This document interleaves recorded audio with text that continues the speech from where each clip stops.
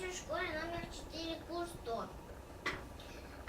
Сегодняшняя книга называется «Верните меня в книжку».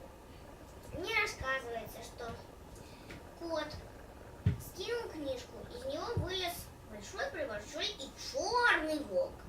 Вот такой вот черный. И вот.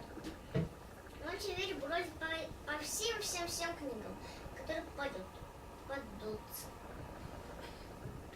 И вот. Он влезает то в динозавра, то в Золушку.